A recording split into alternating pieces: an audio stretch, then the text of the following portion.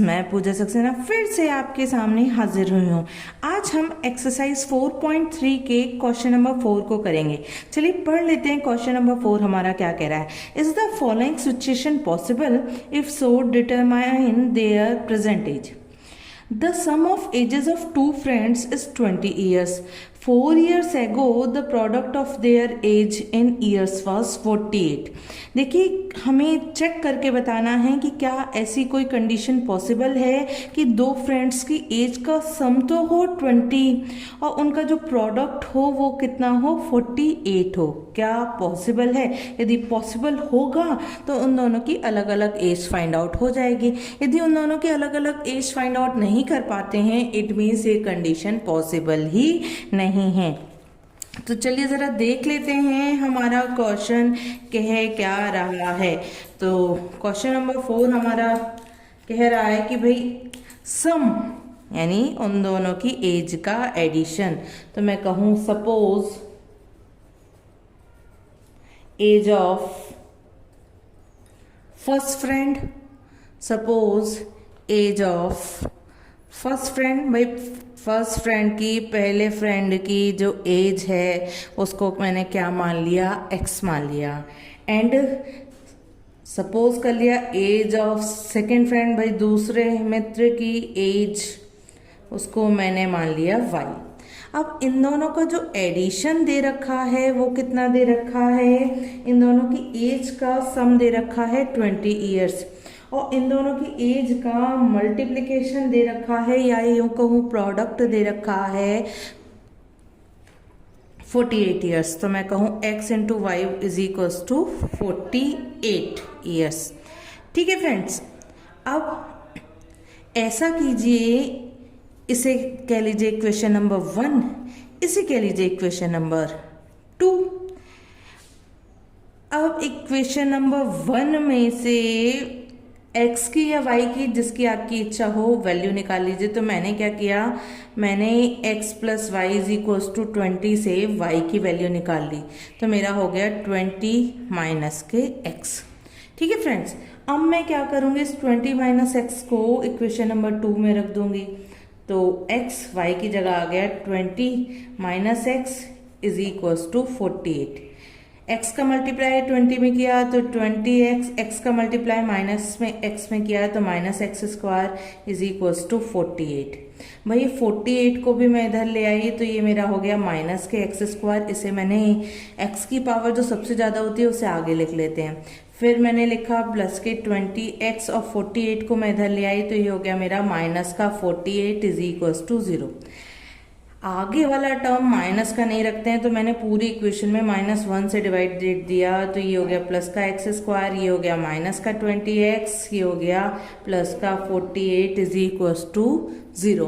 अब मुझे क्या करना है, यहाँ एक्स स्क्वायर का कोफिशिएंट क्या है 1 और ये है 48। 1 इंटू 48 के कुछ इस तरीके से फैक्टर करने हैं कि उन दोनों का एडिशन, क्योंकि इन दोनों का मल्टीप्लिकेशन क्या आ रहा है प्लस का 48, कि उन दोनों का जो एडिशन है वो 20 आ जाए। तो मैंने कहा 48 इंटू 1, इन दोनों का एडिशन क्या 20 आया? बिल्कुल नहीं आया। इसमें मैंने 2 से डिवाइड दिया तो 2 2 जा 4, 2 4 जा 8। किससे डिवाइड दिया? 2 से। तो यहाँ मैं 2 से ही मल्टीप्लाई करूँगी। क्या इन दोनों का एडिशन 20 आया? बिल्कुल नहीं आया। अब मैंने फिर से इसमें 2 से डिवाइड दिया, 2 1 जा 2, 2 2 जा 4। 2 का यहाँ इस वाले में मल्टीप्लाई करना पड़ेगा तो 2 2 जा 4। क्या इन दोनों का मल्टीप्लिकेशन 20 आया? नहीं आया। अब मैंने इसमें 2 से डिवाइड दिया तो 2 6 जा 12।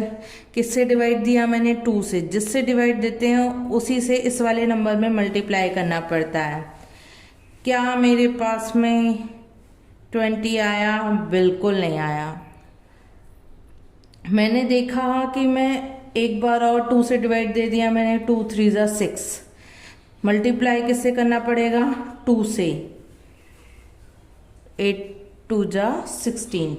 16 प्लस 3 मेरे पास 19 बना, मेरे पास 20 नहीं बना। इसका मतलब ये है कि इस इक्वेशन से हम ऐसी कोई कंडीशन नहीं फाइंड आउट कर सकते जो इस इक्वेशन को सेटिस्फाई करती हो। तो इन्होंने पूछा था कि क्या ऐसा पॉसिबल है कि दोनों की एज का सम 20 होगा और मल्टीप्लिकेशन 48 होगा, तो हम कहेंगे no, it is not possible.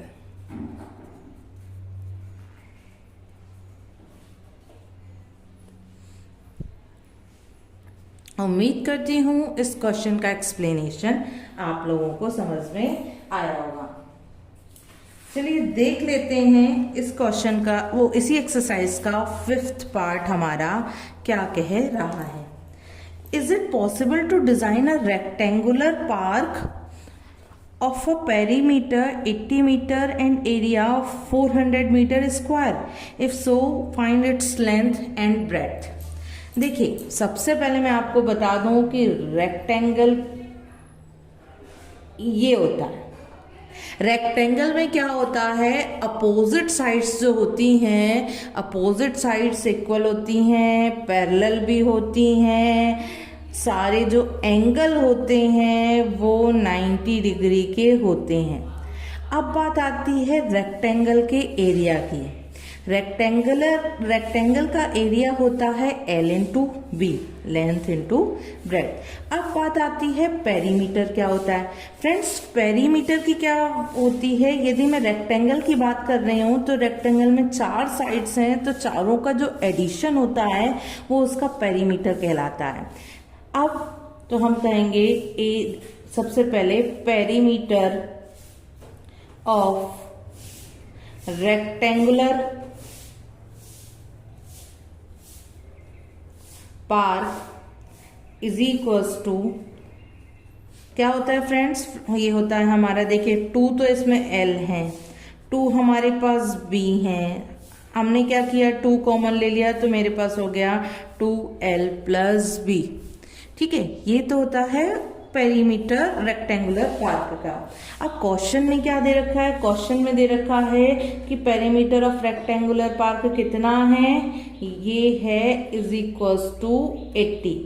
कितना दे रखा है 80, तो मैं कहूंगी 2L plus B is equals to 80। तो यहां से 2 का डिवाइड 80 में दिया तो ये हो गया मेरा L plus B is equals to 40। अब क्वेश्चन में दे रखा है कि जो एरिया है रेक्टेंगुलर पार्क का, एरिया ऑफ रेक्टेंगुलर पार्क ये कितना है, ये है आपका 400। लेकिन एरिया क्या होता है L इंटू बी, तो L into B is equals to 400। अब क्या कीजिए, इस वाली इक्वेशन से L या B किसी की वैल्यू निकाल लीजिए। तो मैंने क्या किया, यहाँ से B की वैल्यू निकाल ली, तो ये मेरा आ गया 40 माइनस के L। तो यहाँ मैंने B की जगह रख दिया 40 माइनस के L is equals to 400। L का मल्टीप्लाई 40 में किया तो ये आ गया मेरा 40L, L का मल्टीप्लाई माइनस L में किया तो ये हो गया मेरा माइनस के L स्क्वायर।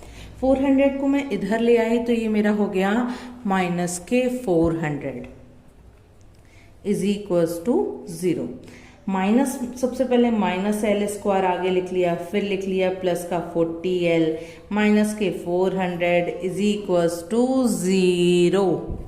ठीक है फ्रेंड्स, अब क्या किया, माइनस से पूरी इक्वेशन में डिवाइड दे दिया तो ये हो गया मेरी L स्क्वायर, ये हो गई मेरी माइनस के 40L, ये हो गई मेरी प्लस के 400 इज इक्वल्स टू 0। ठीक है, अब 400 के फैक्टर, अब क्या करें, L स्क्वायर के संग क्या है 1 का और 400 का मल्टीप्लाई कीजिए। तो मैंने यहाँ 1 इंटू 400 कर दे रही हूँ, क्या आया प्लस का 400। प्लस का साइन ये बताता है कि दो नंबर्स को ऐड करके मुझे 40 लाना है।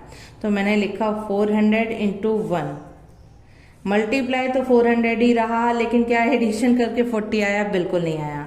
तो मैंने क्या किया, 400 मुझे थोड़ा सा बड़ा नंबर नज़र आ रहा था तो मैंने इसमें डायरेक्ट जो है 10 से डिवाइड दिया। 10 4 जा 40, 10 से यहाँ मल्टीप्लाई कर दिया तो क्या आ गया, मल्टीप्लाई तो 400 ही रहा। अब क्या है, अब छोटा नंबर हो गया, अब इसमें फिर से 2 से डिवाइड दे दीजिए, तो 2 जा 4, 0 का 0 किससे डिवाइड दिया मैंने, 2 से, तो यहाँ किससे मल्टीप्लाई करना पड़ेगा, 2 से। तो यहाँ तो क्योंकि मैंने बड़ा नंबर यूज़ कर लिया तो मुझे बड़ी आसानी से मिल गया 20 + 20 यानी 40। मल्टीप्लिकेशन तो 400 ही है, तो यहाँ मैंने इसे यूज़ कर लिया L², इसे लिख लिया 20L + के 20L + के 400 = 0। तो ये हो गया हमारा L² - के 20L - के 20L + 400 = 0। यहाँ मैंने कॉमन ले लिया L कॉमन लेने पे यहाँ बचा L, यहाँ बचा -के 20। यहाँ मैंने कॉमन ले लिया -के 20, तो यहाँ बचा मेरे पास L, और -20 लेने की वजह से यहाँ पे भी क्या आ जाएगा, माइनस कॉमन आ जाएगा। 20 का डिवाइड 400 में देंगे तो यहाँ आ जाएगा 20। तो यहाँ मैंने देखा इन दोनों में से क्या कॉमन, L - के 20। यहाँ बचा L - के 20, तो देखिए या तो L - 20 के होल स्क्वायर को इक्वल रख लीजिए 0 के, या फिर अलग अलग रख लीजिए। तो मैंने L - 20 = 0, L - 20 = 0। तो यहाँ से भी L की वैल्यू 20 आई और यहाँ से भी L की वैल्यू 20 आई। तो L की वैल्यू 20 आ गई। अब L की वैल्यू यहाँ रख दीजिए। B क्या था, B था मेरा 40 - के L यानी 40 - के 20, इट मीन्स आंसर मेरा आ गया 20। उम्मीद करती हूँ इस क्वेश्चन का एक्सप्लेनेशन भी आप लोगों को समझ में आया होगा। फ्रेंड्स, यदि मेरी वीडियो का एक्सप्लेनेशन समझ में आता है तो प्लीज़ मेरी वीडियो को लाइक करिए, चैनल को सब्सक्राइब करिए, बेल आइकन को प्रेस कर दीजिए ताकि मेरी बनाई हुई वीडियो के नोटिफिकेशन आपको टाइम टू टाइम मिल सके। चलिए फिर मिलेंगे फ्रेंड्स।